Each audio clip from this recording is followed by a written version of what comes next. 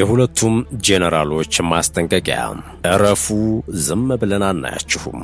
ዝርዝር መረጃውን እንመለስበታለን። ከዚህ ባለፈ ከሰሞኑ አዲስ ወረርሽኝ የተቀሰቀሰበት የጂንካ ሆስፒታል ሜዲካል ዳይሬክተር መባረራቸው አነጋጋሪ ሆኗል። የዶክተሩ መባረር ምክንያት ምንድነው?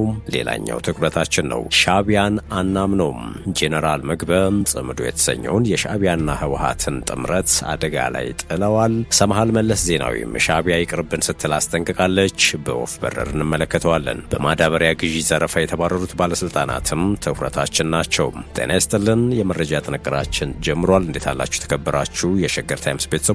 በመግቢያችን ላይ ያደመጣችሁትን አበይት ነጥቦችን ዝርዝር መረጃዎቹ እንደሚከተለው እናጋራችሁ። ወደ ቀዳሚው ጉዳያችን እናምራም።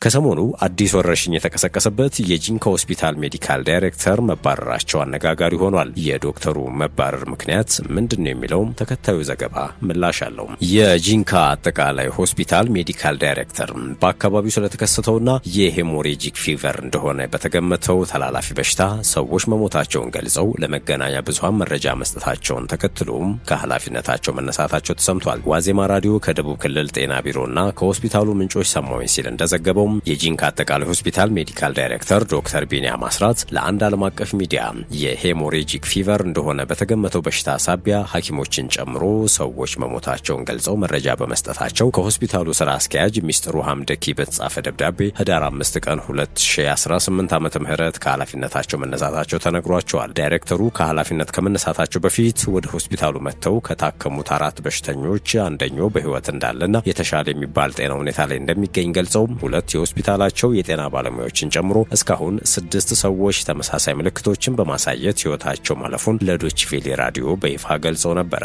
የበሽታው ክስተትና ምንነት ዓለም አቀፍ ትኩረትን የሳበ ሲሆን የዓለም የጤና ድርጅትም ከመንግስት ጋር በመቀናጀት አስቸኳይ የመስክ ቡድን ወደ ስፍራው ልኳል። የጤና ሚኒስቴርም እስካሁን ድረስ 8 ሰዎች በበሽታው የተጠረጠሩ መሆኑን ባወጣው መግለጫ ከሰሞኑ ይፋ ያደረገ ሲሆን ስለሞቱ ሰዎች ግን ያለው ነገር የለም። ዶክተር ቢኒያም አስራት በበሽታው ሞት መመዝገቡን ይፋ ካደረጉ በኋላ ዛቻና ማስፈራሪያ እየደረሰባቸው እንደሆነም የቅርብ የሥራ ባልደረቦቻቸው ተናግረዋል ተብሏል። ዶክተር ቢኒያም በሆስፒታሉ ውስጥ የተሻለ አገልግሎት ለመስጠት የሚያስችል አሰራር በማስተዋወቅና የኦክሲጅን ማምረቻ ማዕከል በማስገንባት ለአገልግሎት ለማብቃት በዝግጅት ላይ እንደነበሩም ባልደረቦቻቸው ተናግረዋል። ሆስፒታሉን በበላይነት የሚያስተዳድረው የደቡብ ክልል ጤና ቢሮም በጉዳዩ ላይ አስተያየት እንዳለው ቢጠየቅም ኃላፊዎቹ ምላሽ መስጠት እንደማይፈልጉ መናገራቸውን ነው ዘገባው ያስነበበው። የጤና ሚኒስቴርና የኢትዮጵያ ሕብረተሰብ ጤና ኢንስቲትዩት በጂንካ ከተማ ትክክለኛ ምንነቱ ገና በመጣራት ላይ ያለና የሄሞሬጂክ ፊቨር በሽታ እንደሆነ የተገመተ በሽታ ተከስቷል በሚል ህዳር 3 በጋራ ባወጡት መግለጫ አስታውቆ ነበረ። ከዚያ በኋላ የጤና ሚኒስቴርና የህብረተሰብ ጤና ኢንስቲትዩት በጋራ ባወጡት መግለጫ ማርበርግ የተሰኘ ከሄሞሬጂክ ፊቨር በሽታዎች ውስጥ የሚመደብ ቫይረስ በጂንካ መከሰቱን ማረጋገጡን መግለጹ አይዘነጋም። የዓለም ጤና ድርጅት የበሽታው ምንነት ለማወቅ ለሚደረጉ ምርመራዎችና በሽታውን ለመቆጣጠር ለሚደረጉ ጥረቶች 11 አባላት ያሉት የአስቸኳይ ድጋፍ ሰጪ ቡድንና የሕክምና መሳሪያዎችን ወደ አካባቢው መላኩን እንዲሁም ለዚሁ ጥረት የሚውል $300,000 መመደቡን ማስታወቁ የሚታወስ ነው።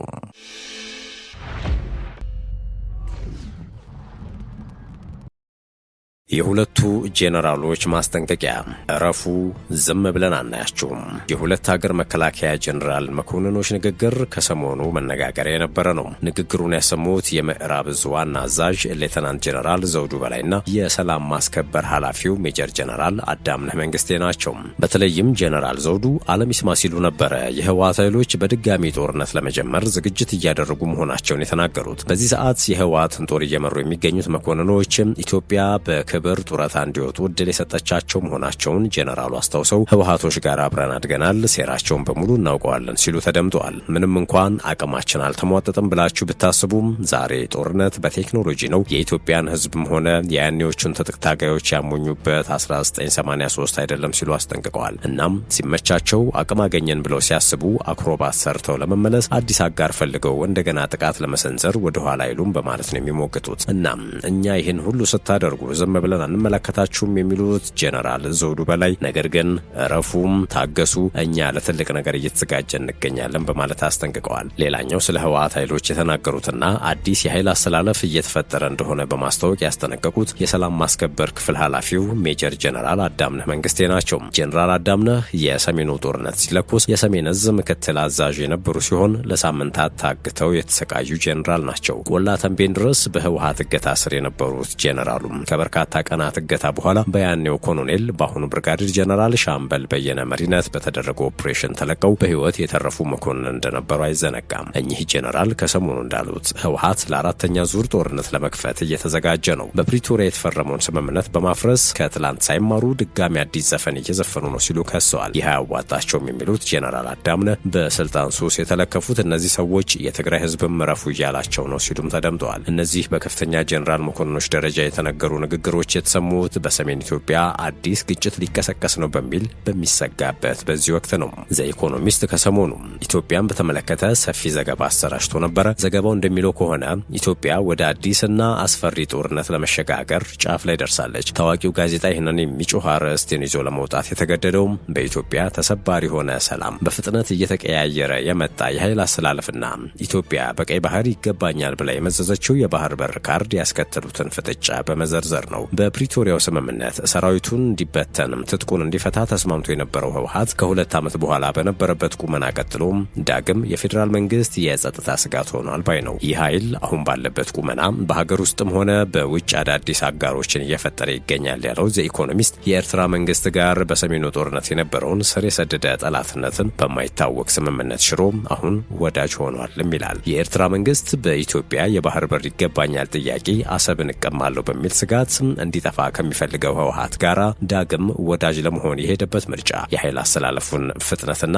መርህ አልባነትን የሚያሳይ ነውም ሲል ያክላል። ከዚህ ውጪ በሀገር ውስጥ በአማራ ክልል እየተንቀሳቀሰ ከሚገኘው የፋኖ ኃይል እንደዚሁም በኦሮሚያ ክልል ለዓመታት እየተንቀሳቀሰ ከሚገኘውና በተለምዶ ሸኔ ከሚባለው ኃይል ጋርም አዲስ ወዳጅነት ፈጥሯል ሲል ይገልጻል። እነዚህ ኃይሎች በኤርትራ መንግስት ድጋፍ በቅርብ ወራት ሱዳን ላይ ውይይት አድርገው ነበር ሲልም ምንጮቹን ጠቅሶ ዘገባው አስነብቧል።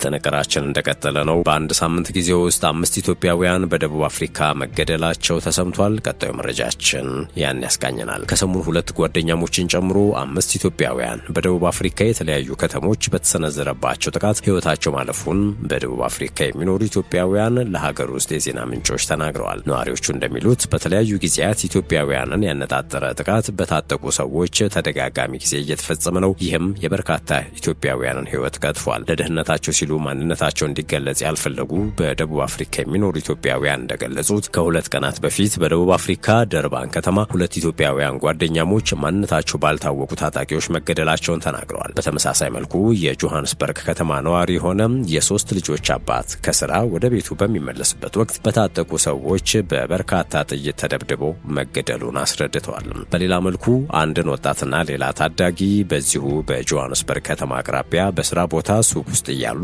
በጠራራ ፀሐይ በታጠቁ ሰዎች በጥይት ተደብድበው ተገድለዋል ሲሉ ገልጸዋል። በሀገሪቱ በኢትዮጵያውያን ላይ ተደጋጋሚ ጥቃት የሚፈጸም ቢሆንም በፈረንጆቹ አዲስ ዓመት ዋዜማም ጎልቶ ይስተዋላል ብለዋል።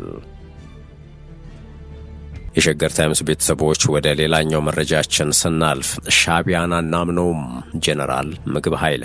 ይህ ከትግራይ ጦር አዛዦች ስብሰባ ሾልኮ የወጣ መረጃ ነው። ከትግራይ ጦር አዛዦች መሃል አንዱ የሆኑትና ከወራት በፊት በመከላከያ ሰራዊቱ የፋኖ መሪ ናቸው በሚል የተከሰሱት ጄኔራል ምግብ ኃይለ በትላንትናው ዕለት የምዕራብ ግንባር የሰራዊት አዛዦችን ሰብስበው እንደነበረ ተሰምቷል። ለመንግስት ቅርበት እንዳለው የሚነገርለት ሉዓላዊ የተባለ የበይነ መረብ ገጽ ምንጮቹን ዋቢ በማድረግ ባወጣው መረጃ ጄኔራል ምግበይ በዚህ ስብሰባቸው ላይ ሻዕቢያን አናምነውም ማለታቸውን ዘግቧል። በዚህ ወታደራዊ ስብሰባ የህወሓት አርሚ 13፣ አርሚ 17 እና አርሚ 11 ከኮር በላይና የኮር አዛዦች መገኘታቸውን ጠቅሷል። በስብሰባው ላይ ጄኔራሉም በአፋር የመሸጉት የሐራ መሬት ታጣቂዎች እኛን ሊያጠፉ የተነሱ ናቸውና ጠላቶቻችን ናቸው ሲሉ መናገራቸውን ዘገባው ጠቅሷል። ከዚህ በተጨማሪም ከሻዕቢያ ጋር የተጣመርነውን ለፖለቲካ እንጂ አምነነው አይደለም ማለታቸውንም ዘገባው ጠቅሷል። በስብሰባው ከተሳተፉት መሃል አንድ ከፍተኛ የኮር አዛዥ እኛን የሚበላን ሐራ መሬት አይደለም፣ በነፃ መሬት ያለው ኃይል እኛን ከመብላቱ በፊት የትግራይ ህዝብ ያጠፋናልና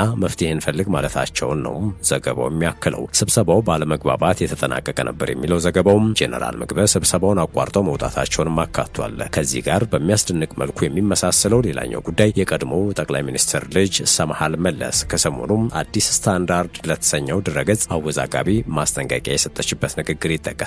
ሰምሃል ለትግራይ ኃይሎች ባቀረበችው ጥሪ ከኤርትራ ጋር የሚደረግ ማንኛውም ቅርርብ ፍሬ አያፈራም በማለት የሚሻለው ከኢትዮጵያ መንግስት ጋር የሀገር ግንባታ ላይ ውይይት ማድረግ መጀመር እንደሆነ መግለጹ አይዘነጋም። ከዚህ ቀደምም ጦርነት ከመነሳቱ በፊት ነገሮችን በሰላማዊ መልኩ ለመመልከት የውይይት ጠረጴዛዎች ይዘጋጅልን ስትል ነው ጥሪ ያቀረበችው። ሰምሃል ከሻኪሶ እስከ ሽሬ ያለውን የወርቅ ማዕድን ማን ነው የሚጠቀምበት? ይሄ ወርቅ መዳረሻው ዱባይ ነው። ከዱባይ ጋር ያለውን ግንኙነት እንዴትስ ነው የምንመለከተው? በአፍሪካ ኤምሬትስ እጇን አስገብታ የተፈጠሩ ውድመቶችን በሚገባ መጠናት አለባቸው ማለቱ አይዘነጋም። ከሰምሃል ውጪ የቢቢሲ ዘጋቢውና የህወሓት ወዳጅ የሆነው አሌክስ ዲዋል ከአንድ በእንግሊዝኛ የተደረገ የትግራይ ሚዲያ ጋር በነበረው ቃለ ምልልስ ከኢሳያስ ጋር መስራት ማለት ከአሞራ ጋር ስጋ መቃረጥም፣ ጥንቸልና ኮብራ እባብ በአንድ ገበታ የመቋደስ ያህል ተደርጎ ይቆጠራል ሲል ተደምጦ ነበር። ዲዋል ከሻቢያ ጋር የሚደረጉ ስምምነቶችን ውጤት በሚገባ አይተናቸዋል፣ እናውቃቸዋለን ሲል ለደሞዝ ከፋዮቹ ህወሓት መልእክት አስተላልፎ ነበር።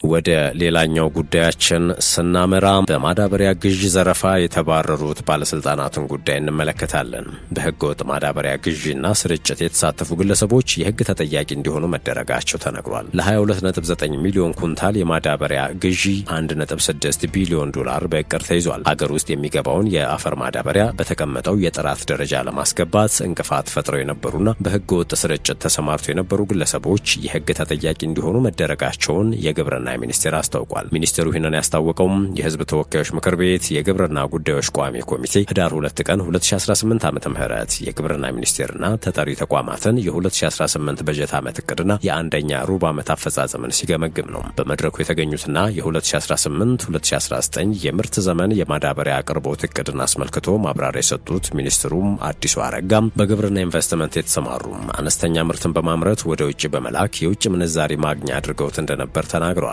በግብርና ኢንቨስትመንት ስም ከተወሰደው 2.2 ሚሊዮን በላይ ሄክታር መሬት የለማው 25 በመቶ መሆኑን የግብርና ሚኒስትሩ አስታውቀዋል። የግብርና ጉዳዮች ቋሚ ኮሚቴ የግብርና ሚኒስቴርና ተጠሪ ተቋማትን የ2018 በጀት ዓመት እቅድና አንደኛ ሩብ ዓመት አፈጻጸም ግምገማ ላይ ነው ይህ የተገለጸው። የግብርና ሚኒስትሩ አቶ አዲሱ አረጋ ሲናገሩ ታዲያ በግብርና ኢንቨስትመንት ስም ከተወሰደው 2.2 ሚሊዮን በላይ ሄክታር መሬት መልማት የቻለው 25 በመቶ ብቻ ነው ብለዋል። የግብርና አሰራራቸውም ለአርሶ አደሩ የተሻለ ሁኔታ ላይ ዘመናዊ ቴክኖሎጂን በማቅረብ ረገድ ክፍተት እንዳለባቸው ጠቅሰው በትራክተር በማረስ በኮምባይነር በማጨድና ምርትና ምርታማነትን ከማሳደግ አኳያም ክፍተቶች እንዳሉባቸውም ተናግረዋል። ከማክሮ ኢኮኖሚው ሪፎርም በፊት በመሬት ሰርተፍኬትና በይዞታ ገንዘብ ተበድረው የመጥፋት ሁኔታዎች መኖራቸውን በመግለጽ አንዳንዶች አነስተኛ ምርትን በማምረት ወደ ውጭ በመላክ የውጭ ምንዛሬ ማግኛ አድርገውት እንደነበረም ጠቁመዋል። የግብርናውን ዘርፍ እንደ ዋና ስራ ሳይሆን ጊዜያዊ ችግር መፍቻ አድርገው የወሰዱ አካላት መኖራቸውን ጠቅሰው በዘርፉ ያለውን ችግር በጥናት በመለየት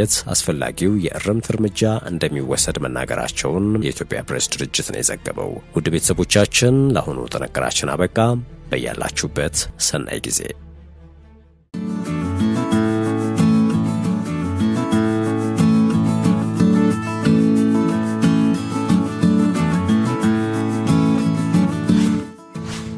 ሸገር ታይምስ ሚዲያን ሰብስክራይብ በማድረግና ደወሉን በመጫን ይከተሉን።